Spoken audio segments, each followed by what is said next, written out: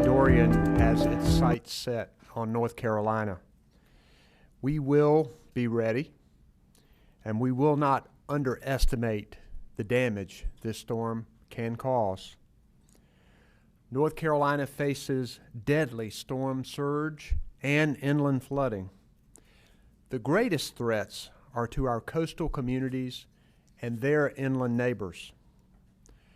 Thursday is a day of high risk for flash flooding in southeastern North Carolina, and we know all too well that floodwaters can be deadly. Today is the day to finish preparing, and I urge everyone to do so with safety in mind. Unfortunately, we are reporting our state's first storm-related death today. An 85-year-old man in Columbus County fell from a ladder while getting his home ready for the storm, and we're keeping his family in our thoughts. Residents of eastern counties will see weather conditions begin to deteriorate late tonight and early Thursday as the leading edge of Dorian draws closer to our shores. Rainfall can be as high as 15 inches in some areas. Seawater surges will push high levels of water to coastal communities, especially at high tide. Expect surges as high as 4 to 7 feet above ground that is normally dry along the southern coast and the Outer Banks. North of Duck could see a 2 to 4 foot surge. We expect high winds to arrive early Thursday and increase through Friday, with some gusts up to 115 miles per hour in some places. Last night, I received approval for a federal declaration of emergency that I had requested on Monday. The federal declaration will speed up federal aid coming to the state, including bringing more help from FEMA and more military personnel and resources for our preparation. There is a mandatory evacuation order in effect for our state's barrier islands, and in total at least 12 counties have issued partial or full evacuations. North Carolinians are used to facing storms, but please don't let familiarity get in the way of good judgment. If you're in an area where an evacuation has been ordered, leave now. Follow the directions of your local officials. Don't try to ride it out. It's not worth putting your life at risk or endangering first responders who might have to save you. Local shelters are opening to accommodate evacuees who need a safe place to go. As the storm draws closer, additional local governments may order evacuations as needed, so more shelters are preparing to open if and when they're needed. We have many school districts in eastern North Carolina that are closed today, with at least 5 others on an early release schedule. With so much happening, it's important for people to have a trusted storm-related information source. I want to thank the media for providing much of this information to people. And North Carolina has several resources to help you, both before and after the storm passes. They include readync.org, drivenc.org, and we have a 211 hotline that is open today. For the hard of hearing, please dial 888-892-1162, and you can also get help by texting NC Dorian to 898-211 to get information. This morning I spent time here at our Emergency Operations Center and met with almost everyone who is here. An incredible operation with local, state, federal officials, nonprofit, private companies, all working together to make sure we are ready for this storm. And I'm so grateful for the people who work here and who are working all across the state to make sure North Carolina is protected. And we have some of our leadership here. Emergency Management Director Mike Sprayberry, who will speak to us in a moment. Our Secretary of the Department of Public Safety, Eric Hooks. Major General Jim Ernst from the North Carolina National Guard. Colonel Glenn McNeil, the commander of the North Carolina Highway Patrol, Secretary Jim Trogdon from the North Carolina Department of Transportation, and Libby Turner, who is our FEMA representative who is here embedded with us, and along with Lee Williamson, who is our sign language interpreter. All of these will be available for questions after a report from Mike Sprayberry. Mike? Thank you, Governor. Oh, forgot Katie Webster, our meteorologist, who is right back behind us. Thank you.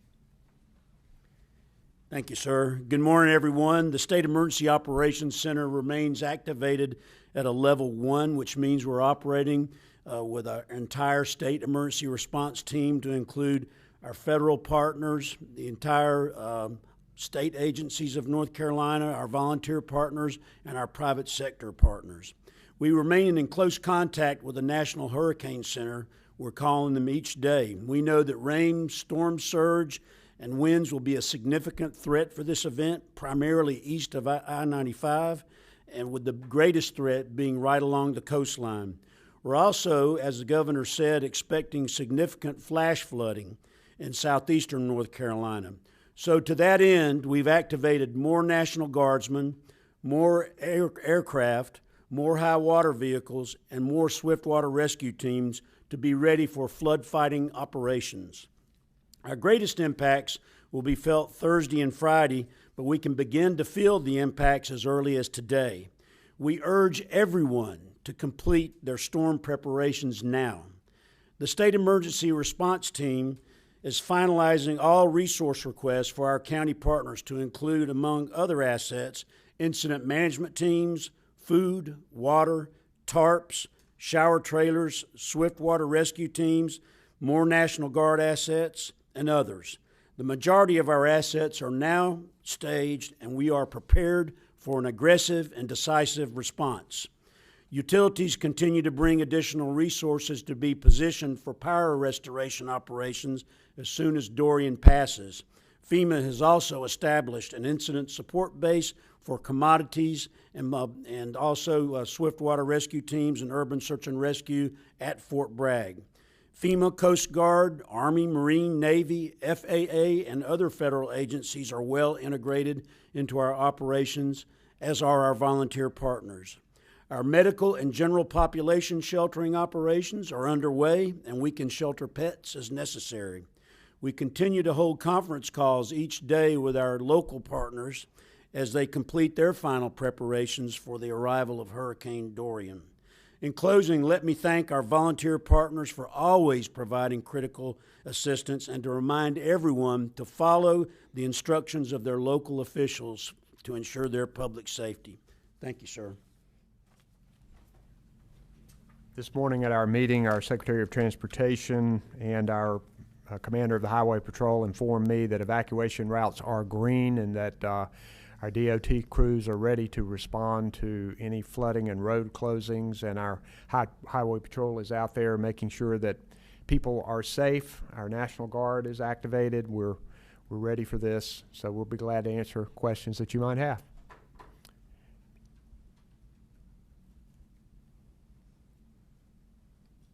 Lenny.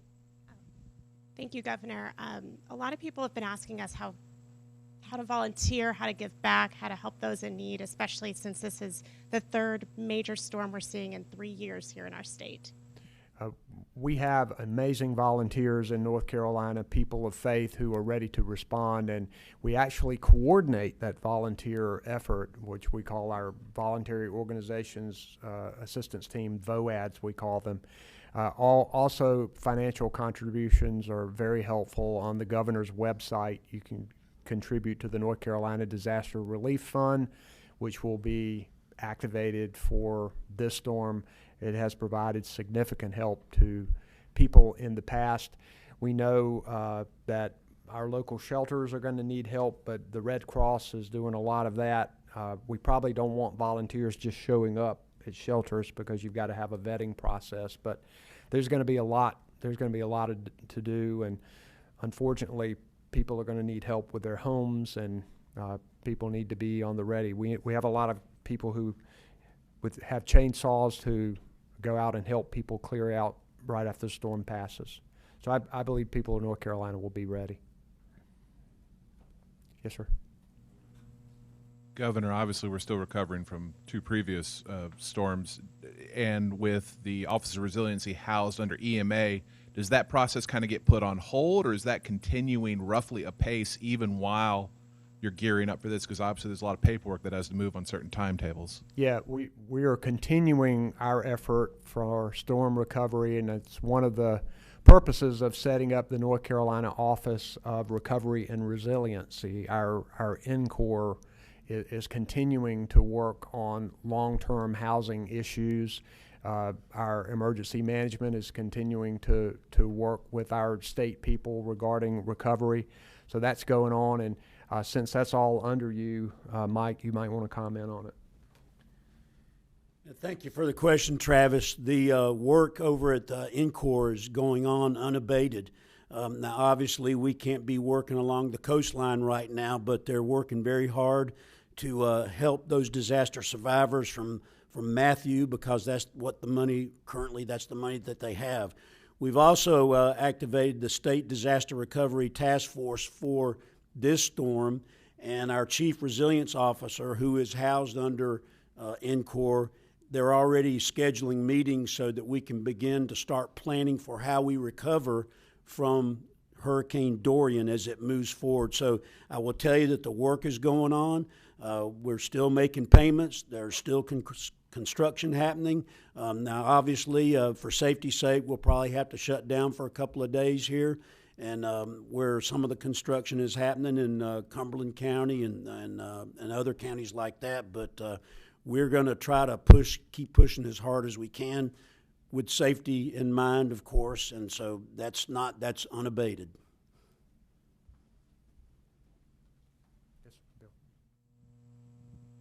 Could your meteorologists talk about the impact that we might feel in the Triad area? Those of us who are not that far from the coast, or actually are far. This will be east of I-95. That is not to release central North Carolina of potential impacts.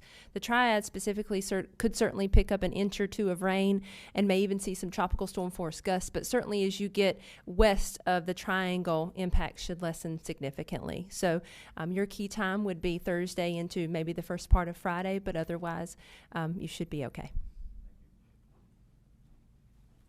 Good. Wait for a microphone if you would. Thank you. Thank you. Can you tell us any more about the man that died, and if there's anything people should know when they're doing storm preparations to ensure safety? We want to make sure, particularly when people are climbing up and boarding up windows, that can be a dangerous activity. So we want people to keep in mind this gentleman was trying to get his home ready and was up on a ladder and fell off. He was 85 years old and died as a result of those injuries. I don't know if anybody has any more details on it than that, but it is, we really are very sorry about that and are thinking about his family. But it reminds us that preparations for storms can be a dangerous activity, and particularly after the storm passes, when people have chainsaws and are trying to move heavy trees and limbs, be very careful when you're doing that. Governor, we know that there are a few counties, handful of counties that aren't going to have early voting, are going to curtail it this week because of the storm. Have you or your administration made any suggestions to the state elections board about potentially extending that into the weekend? We had an elections meeting in here this morning, and Mike, you might want to give a report on that if you've gotten information from them. Right. So we did have the Board of Elections here meeting with us today. No final decisions have been made yet, but they're taking a look at different options, and they will be announced shortly. Yes, sir, Travis. Get a mic back there if you can. On National Guard activated and rescue teams, total rescue teams in the field, are ready to go into the field, if you have that number? General Ernst, you want to do it? Good morning. My name's Jim Ernst. I'm Deputy Adjutant General for North Carolina. Right now we have 390 soldiers that have been activated. That's in 9 different locations. That's 72 force packages for us. And what that means is we got 138 total vehicles, and 56 of them are high water vehicles. We have 19 aircraft that are standing by to help in rescue operations. Anything further? Good? There may be some swift water that's not included in that number. No. Okay, thank you, Mike. Right. So, Travis, what we did is, we have 7 urban search and rescue teams that have swift water capability built into them. What we decided to do was to leave all of our swift water rescue capability and urban search and rescue capability that is normally stationed in eastern North Carolina. We left them staged there so that they could take care of local missions. We're surging in other swift water assets. I think there's going to be close to 30 boats, and we're also looking at bringing in some other teams from out of state. We already have one in from Vermont, and we'll be looking at getting a few others shortly.